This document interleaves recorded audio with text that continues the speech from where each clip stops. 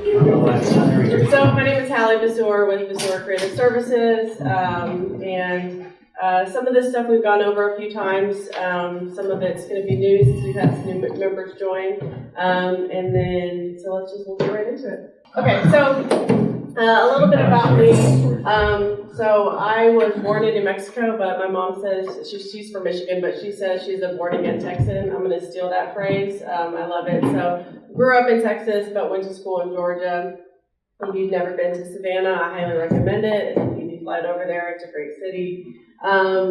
This is my husband, Nathan. He's in commercial real estate. This is our very cute son, Preston, in his first season of T-ball. Love traveling. Very fortunate. Got to see 2 of the 7 wonders of the world this year. My mom and I went to Egypt in, I think, March. And then we were lucky enough to go to Peru last month for a wedding, so I got to see Machu Picchu, which was pretty awesome. So traveling is very important. I think it's important to learn about other cultures. You end up learning a lot about yourself and being very appreciative. This is our dog, Freddie. I say our dog, it's Nathan's dog. And this is my cute little lady. And then we're very involved in different extracurricular activities. I think it's important to be involved in the community. So that's enough about me, but we'll continue on. So, what do I do? That's a great question. People ask me that all the time, and it's kind of hard to answer, but generally speaking, these are kind of the 5 big buckets. I have been kind of completely independent, solo entrepreneur, I guess. This will be going on my 7th year, but truthfully, I started doing side work even in high school. And then when I started working for companies, I always had side gigs as well. So, but fully independent for about 7 years. Generally speaking, these are kind of the main things that I do for clients. They ask me to do other things. If I can help them with something, I will. But if they ask me for something and I can't do it, I'll be the first one to say, no, that's not something I can help with, but I'll find the right person. So my degree is in photography, but I have a lot of background in video production, but we're here because I fill the web design seat, so we're going to talk mostly about web design. So something I've mentioned a lot before is how important your website is. It's really your 24/7 salesperson, and whether we want to admit it or not, right, first impressions are kind of important. So what do we do when we're looking for a company or a service? We all kind of Google it. And if you go to a website and you can't find what you need, or you click on a link and it's broken, or you don't know how to navigate it, you're going to get really, really frustrated, and you're going to be like, to hell with it, I'm going to go to a different website. You're just going to kind of brush off that company. So we don't want to do that. So it's really, really important that your website makes a really good first impression. You want to make sure that certainly it's mobile friendly, because a lot of people look on their phones. Obviously, you want it to be desktop friendly as well. You want to make sure that it loads really fast, that there's very clear call to actions, it's easy to navigate, and that obviously you're going to put your best foot forward. So we've kind of gone through some of this stuff before, so I thought today we'd actually look at 2 projects that I completed this year, a bigger website and then a smaller website kind of for comparison. So this one was really, really cool.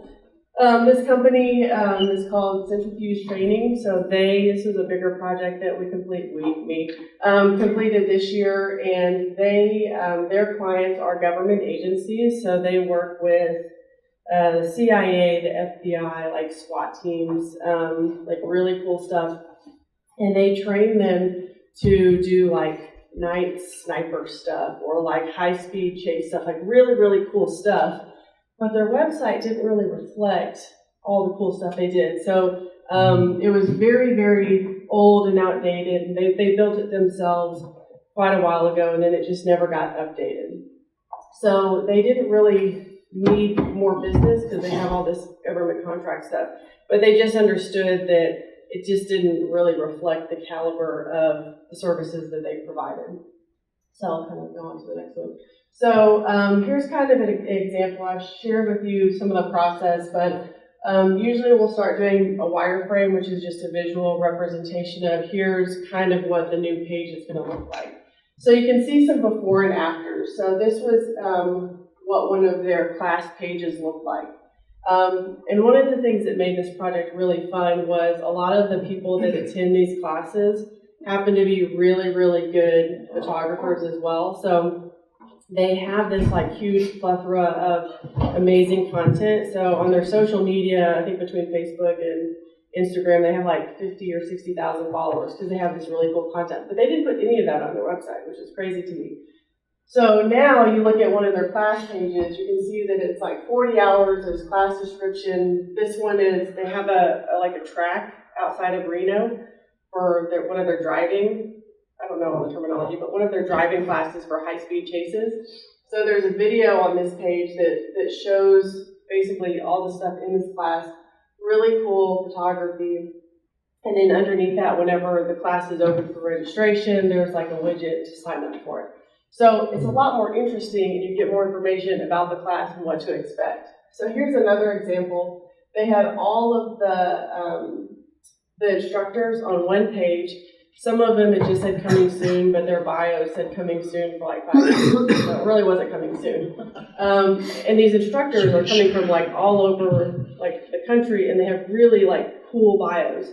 But like nobody's gonna read this. So now each instructor has their own page. They've got links to their social media. He's the guy that actually started it. He's got like a clothing line that's like tactical gear. I mean, he's got like 60,000 followers just because he's like really cool. So it's just a lot more engaging, and now it actually reflects the caliber of what kind of services they offer. So like even now on the homepage, you can see like right away, you see all of the logos for the different government agencies. So again, it kind of adds the credibility. And then you've got like all of the different classes. And so they were very excited about it. It was a project I was super excited to work on just because they seemed really cool. What's my time?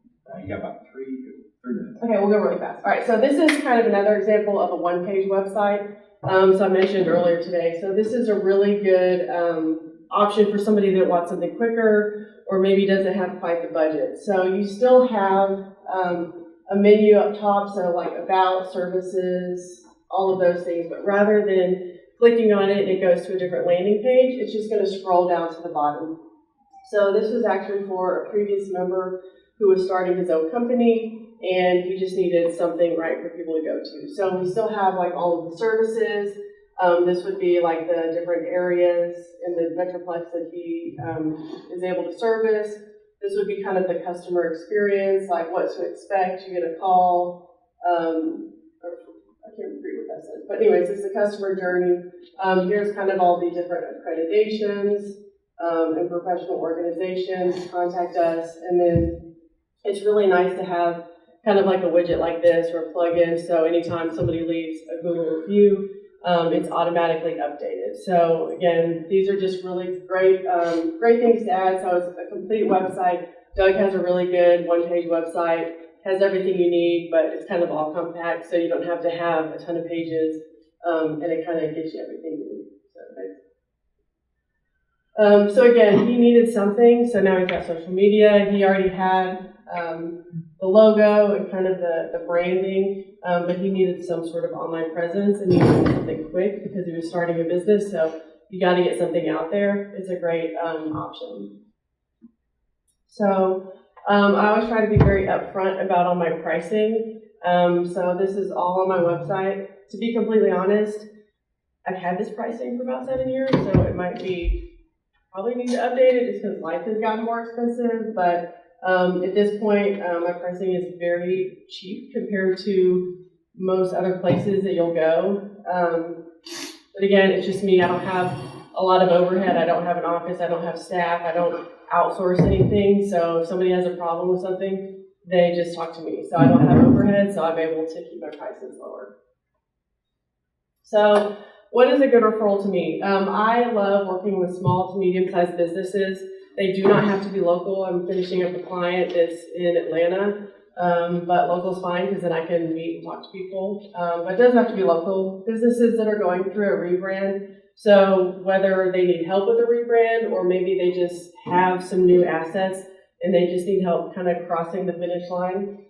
or any kind of professional services. So accounting or a law firm or, any kind of consultant, anybody like that is great, but truthfully, most businesses should have a website. If they don't, honestly, that's kind of a good referral.